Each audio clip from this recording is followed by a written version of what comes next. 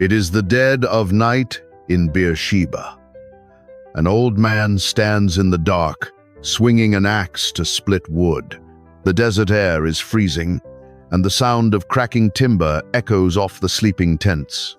Two young servants are waking to saddle an ass for a journey. But the old man is not packing provisions for trade.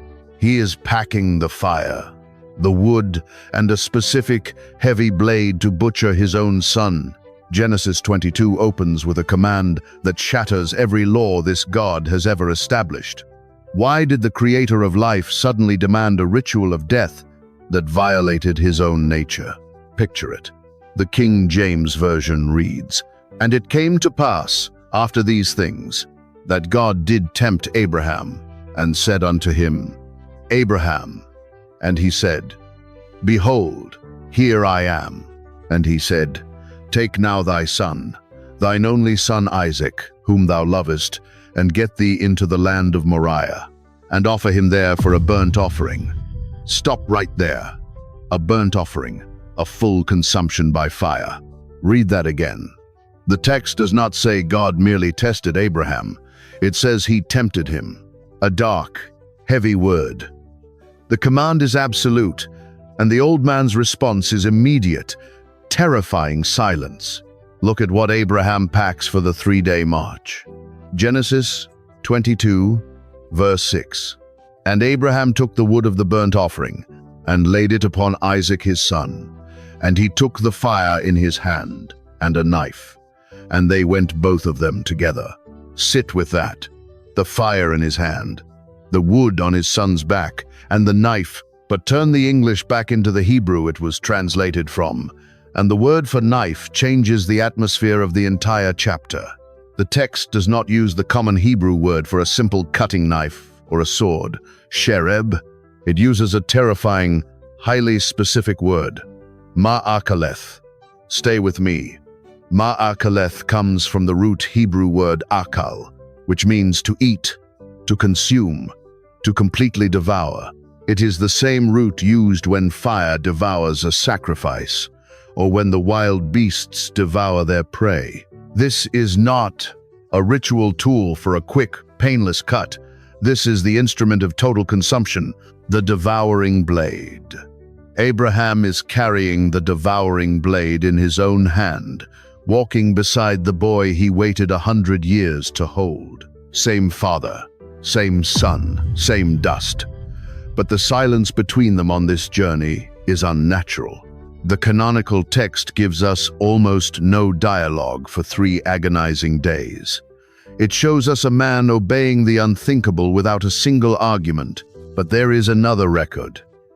The Book of Jubilees, an ancient Jewish writing called by the early church the Little Genesis, kept whole for centuries inside the Ethiopian Bible, refuses to let this silence stand.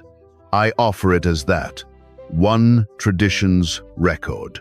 Jubilees pulls back the curtain on the spiritual realm in the exact moments before God spoke to Abraham, and it reveals something the English translation hides entirely. The command to take the devouring knife up Mount Moriah did not start with God. The Creator did not invent this test in a vacuum. A dark voice in the heavenly courtroom was watching the patriarch, demanding his absolute ruin. Whose voice asked for the boy? Step off the dusty road of Beersheba and look up. The veil of the firmament is pulled back. A trial is already in session, long before the old man ever reaches for his axe. We read the opening verse of Genesis 22 and collide immediately with a theological impossibility. The book of James, chapter 1, verse 13, establishes a hard boundary in the King James. "Let no man say when he is tempted, I am tempted of God, for God cannot be tempted with evil, neither tempteth he any man." Stop right there. James says God tempts no man. Genesis 22 says God tempted Abraham. The paradox is absolute unless something or someone is missing from the canonical frame. Enter the Book of Jubilees. Chapter 17 records a specific, chilling dialogue. in the unseen realm just before the command is given. The angels are rejoicing before the throne over Abraham's radical faithfulness, but a shadow steps forward. The adversary in this text is named Prince Mastema, the chief of the spirits of opposition. He stands up in the divine council and issues a formal, legal accusation. He says to the Creator, "Abraham loves Isaac his son more than all else. Bid him offer him as a burnt offering on the altar, and thou wilt see if he will do this command." Read that again. The horrific demand to burn the boy alive did not originate in the mind of God. It was a calculated, lethal strike by the accuser. Mastema is betting that the patriarch's love for the promise has finally eclipsed his love for the promiser. Watch what the text does. The accusation is a perfect spiritual trap. Two outcomes, two destinies, both ending in ruin. If Abraham refuses the command, Mastema wins. The patriarch is proven a hypocrite who worships the gift over the giver. If Abraham obeys, Mastema still wins. The promised seed is dead, the covenant is broken, and the lineage of the future Messiah is extinguished in ash. Same courtroom, same adversary. It is the exact wager the enemy will make over the life of Job centuries later. God does not invent the devouring knife, but he permits the accuser to force Abraham's hand to the hilt. Test it the way the Bereans tested everything. But understand how this ancient record shifts the weight of the story. Down on the earth, the miraculous is packed. The fire is in the Father's trembling hand. They are walking toward Mount Moriah, stepping into a physical mirror of a cosmic battle. Every painful mile Abraham walks is a silent rebuttal to Mastema. He is carrying the instrument of his own heartbreak to answer an accusation he cannot even hear. The accuser built a perfect snare to break the father's faith, but the entire wager hinges on a physical reality about the son that centuries of Western tradition have completely erased. How old was the boy who actually carried the wood? On the third day of the march, the dust of the trail settles. The men with the donkeys halt at the base of the rock. Genesis 22, verse 4, in the King James reads, "Then, on the third day, Abraham lifted up his eyes and saw the place afar off, Moriah, a jagged elevation rising out of the heat. But look closely at the two figures preparing to make the final ascent. We have been handed an image for centuries of a fragile, naive boy, trusting and entirely ignorant of the slaughter his father is preparing." Genesis 22, verse 5. Reinforces this in English. "And Abraham said unto his young men, Abide ye here with the ass, and I and the lad will go yonder and worship, and come again to you." Stop right there. The word is lad. But trace the English back into the Hebrew. The word is na'ah. It can refer to a youth, yes, but it is the exact same Hebrew word used for armed soldiers going into battle, for grown warriors drawing swords in the camp. How old is the sacrifice standing at the bottom of the mountain? Open Targum Pseudo-Jonathan, an ancient Aramaic translation and expansion of the Torah. Read aloud in the synagogues of the 1st century. And the Targum completely shatters the Sunday school painting. It places the timeline of this journey immediately before the death of Sarah. Sarah gave birth to Isaac when she was 90 years old. She dies at 127. Sit with that math.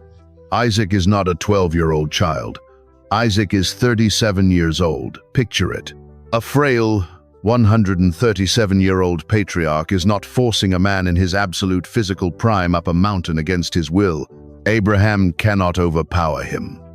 If the father holds the ma'akaleth, the devouring knife, the son possesses the sheer brute strength to snap his wrists in a second. A willing offering, not a helpless victim. The dynamic of the entire chapter flips. Isaac knows exactly what is happening. The Targum reveals that this test was actually provoked by a bitter argument between brothers before the journey ever began. Ishmael taunted Isaac, boasting that he was circumcised at 13 years old, bearing the pain of the covenant willingly, while Isaac was just an infant of 8 days who had no choice. According to the ancient Aramaic record, the 37-year-old Isaac stared his brother down and replied, "Behold, now I am 37 years old, and if the Holy One, blessed be he, were to ask of me all my members, I would not hesitate." The heavenly courtroom heard that vow. Prince Mastema heard it, and the command was issued. I hold this as their telling, not as proven fact, but it forces us to read the physical reality of the climb with absolute terror and awe. Isaac is not being led to the slaughter in ignorance.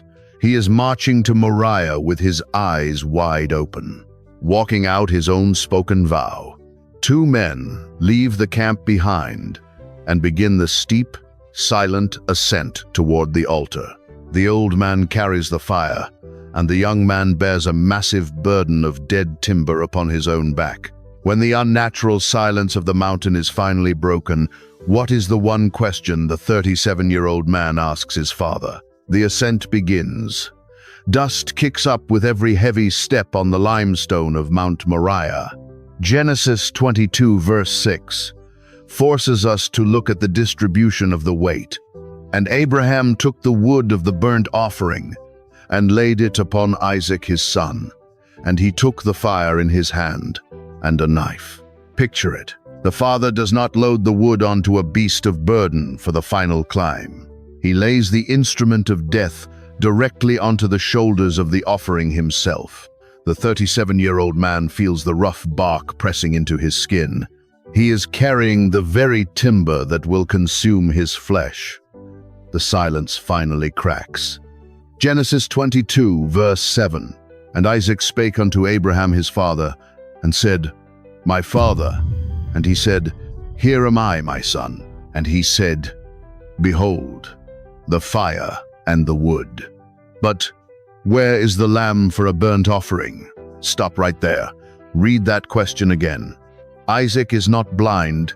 He knows the ritual of the altar perfectly. He sees the fire. He feels the heavy wood on his back.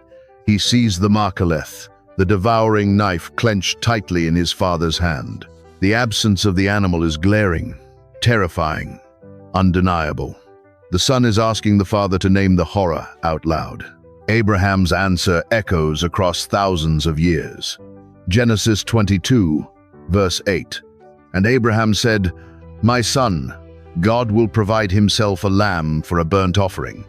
So they went both of them together. A profound double meaning buried in the English text. Look at the phrasing. God will provide himself a lamb. Not just a lamb for himself, but himself as the lamb. Same mountain, same wood, same destiny. Fast forward 2 millennia. Another son will walk up this exact same geographic ridge, carrying the wooden instrument of his own execution on his bleeding back. A willing sacrifice in his 30s, ascending Moriah to satisfy a massive debt. I offer this parallel as the deliberate, terrifying architecture of the biblical text. The geography itself is crying out. They reach the summit. The ancient rabbis in Pirkei Avot tell us this specific peak on Moriah was not chosen at random. It was the exact coordinate where Noah built his altar after the flood waters receded, the very soil where Cain and Abel brought their offerings. This is one reading, not the final word. But the continuity of the dirt anchors the sheer weight of the moment. The altar is not just a pile of stones. It is the historic epicenter of human communion with the divine. Genesis 22, verse 9, reads, And they came to the place which God had told him of, and Abraham built an altar there, and laid the wood in order, and bound Isaac his son, and laid him on the altar upon the wood. Watch what the text does. The pacing slows to an excruciating crawl. 4 distinct verbs. Built, laid, bound, laid. The father is arranging the timber with methodical, agonizing precision. He is not rushing in a blind panic. He is building the stage for the accuser's defeat.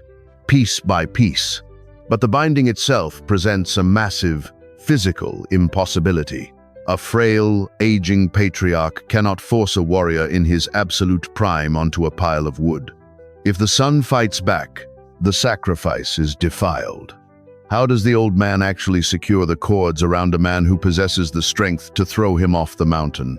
The rough hemp cords lie coiled on the limestone of Moriah. The wood is meticulously set. The earthen pot holding the fire burns quietly in the thinning mountain air. Genesis 22, verse 9, in the King James reads, "And bound Isaac his son, and laid him on the altar upon the wood." Stop right there. Look at the verb, bound. In Hebrew, the word is akad. It is the root of the word akada, the name the Jewish people have given this specific event for 3,000 years, the binding. But the mechanics of this binding violate every law of physics if the sun is resisting. A frail centenarian cannot wrestle a 37-year-old warrior to the stones. The canonical text gives us the action, but it conceals the agonizing agreement that made the action possible. Enter the Book of Jasher, a historical midrash referenced directly in the canonical books of Joshua and 2 Samuel. Jasher, alongside the Aramaic Targum, records the forgotten dialogue between the patriarch and the promise on the summit. The son does not fight. The son commands the binding. Isaac looks at his father, sees the trembling hands, and speaks. "Bind my hands and my feet firmly, lest when I see the knife in your hand I flinch, and the sacrifice be made invalid." Read that again.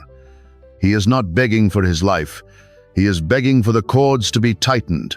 According to the sacrificial laws that would be codified centuries later, a sacrifice must be unblemished, and the slaughter must be clean. If the victim thrashes in terror, if the blade slips and the cut is jagged, the offering is immediately rejected. Isaac knows human reflex. He knows his own flesh will instinctively, violently rebel against the miraculous, the devouring blade. He demands the ropes to protect the purity of the altar. A willing offering, securing his own death. I hold this as one tradition's record, not the final word. But watch what the text does to our understanding of the scene. The son is participating in his own execution. The father pulls the cords tight around the wrists he used to hold as an infant. He lays the grown man back onto the rough bark of the timber. Picture it. The 37-year-old stares up at the sky. The old man stands over him, his shadow falling across his son's face. Genesis 22, verse 10. "And Abraham stretched forth his hand, and took the knife to slay his son. He reaches for the miraculous. The metal clears the sheath. The devouring instrument catches the harsh midday light. Abraham's arm raises into the air, locking out at the elbow, preparing to drive the blade downward with everything he has left. The physical world holds its breath. The silence on the mountain is absolute. Mastema's wager is one split second from a horrific victory. But the unseen realm is not silent. As the blade reaches its highest peak, the boundary between the firmament and the dirt tears open. The angelic host, who have been watching this cosmic courtroom battle play out in the dust, suddenly realize a mortal man is actually going to do it. They are about to witness a human execute a level of obedience that even heaven cannot comprehend, and the spiritual beings break protocol. What exactly is happening in the throne room in the fraction of a second before the knife falls? The metal of the miraculous hangs suspended in the dead air. Abraham's muscles are locked, the downward strike already commanded by his brain. His entire body weight shifting to drive the devouring knife through the chest of his son. Moriah is completely silent, but the firmament above the limestone altar is shattering. Picture it. The veil parts. The ancient Aramaic Targum Pseudo-Jonathan tells us that in this exact fraction of a second, the heavens were torn open. The angelic host looked down at the physical world and saw a mortal man actually willing to do what celestial beings could barely comprehend. A human father, sacrificing his bloodline to honor the Creator. The angels broke protocol. The Targum records that the seraphim and the ministering angels began to scream in absolute terror, pleading with the divine throne. Woe! See now, the slaughterer and the slaughtered. The one who slaughters is the Father, and the slaughtered is the Son. I hold this as their telling, not as proven fact. But watch what the canonical text does in the very next breath. The intervention must be instantaneous to stop the blade. Genesis 22, verse 11.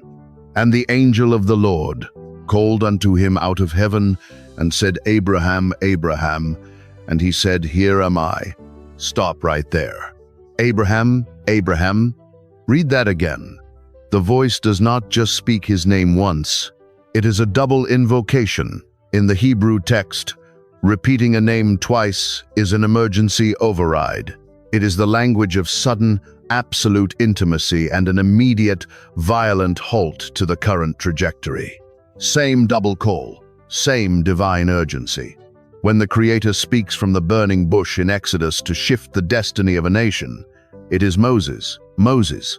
When the voice pierces the dark of Shiloh to establish the prophetic order, it is Samuel, Samuel. And centuries later on a dusty road to Damascus, Saul, Saul. The double call on Mount Moriah freezes the Machileth midair. The devouring blade never touches the skin of the 37-year-old man. The downward arc is broken by the sheer force of the voice from heaven. Genesis 22, verse 12. And he said, Lay not thine hand upon the lad, neither do thou anything unto him. For now I know that thou fearest God, seeing thou hast not withheld thy son, thine only son, from me. Sit with that. Now I know. The cosmic wager in the heavenly courtroom is officially over. Prince Mastema, the accuser who manipulated this horror into existence, is silenced instantly. The patriarch did not break. The son did not flinch. The obedience of a creature made of dust just obliterated the accusation of an immortal spirit. But the physical reality on the altar is still excruciating. Isaac is still tied to the wood.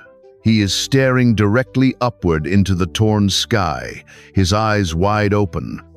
The Targum reveals a terrifying, physical consequence of the veil being pulled back in that split second.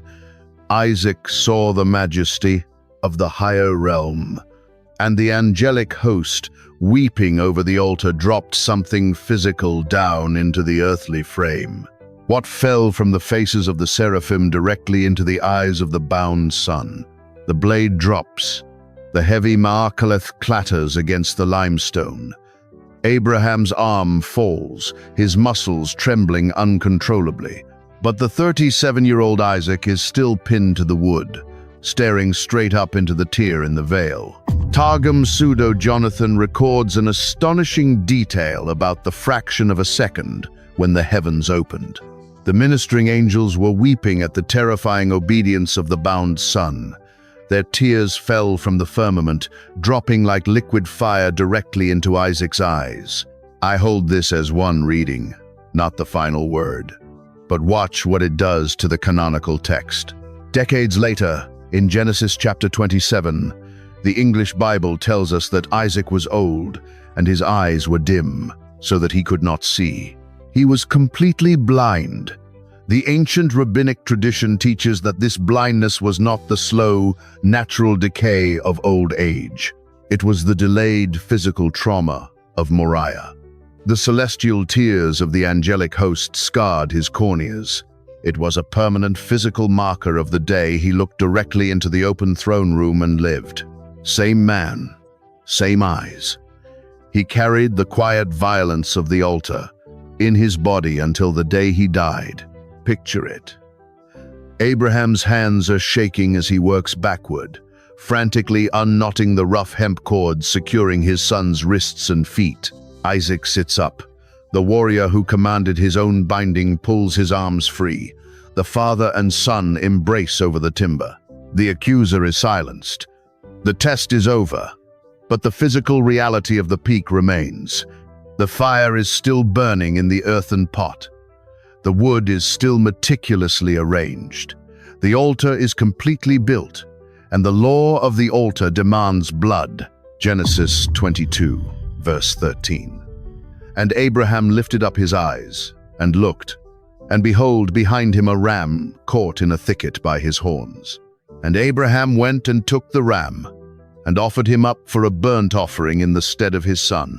Stop right there. Look at the sudden appearance of the animal.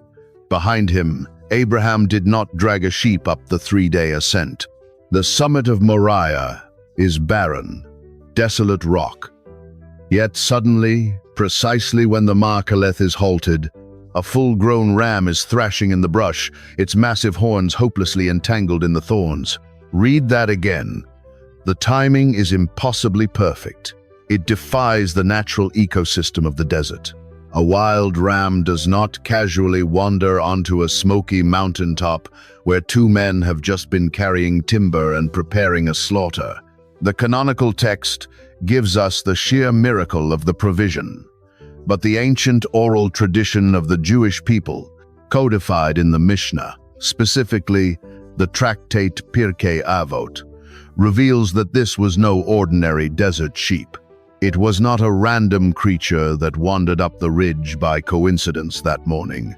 The Mishnah lists 10 miraculous things that were created by the spoken word of God at the very twilight of the 6th day of creation, just moments before the first Sabbath began. When exactly did God form the physical body of this specific ram, and how long had it been waiting in the dark for Abraham to finally turn around? A sudden, violent thrashing breaks the absolute silence of the peak. Branches snap, the thicket shakes. Abraham turns away from his unbound son and sees the heavy, curled horns of a full-grown ram hopelessly entangled in the briar. This is not a random desert straggler. Open the Mishnah to the ancient tractate of Pirkei Avot. It records 10 specific, miraculous anomalies that the Creator formed at the very twilight of the 6th day of Genesis. In the fading light, just before the first Sabbath began, the mouth of the earth that swallowed Korah, the mouth of the rock that gave water in the wilderness, the mouth of Balaam's donkey, and there, listed among the foundational miracles of the earth, the ram of Abraham. Sit with that. I offer it as that one tradition's record, but watch how it alters the architecture of the cosmos. The Creator did not scramble to find a substitute when Prince Mastema issued his horrific wager. He did not forge this animal in real time to save Isaac. God built the replacement before man ever sinned, before the flood erased the earth, before Abraham was even born in Ur of the Chaldees.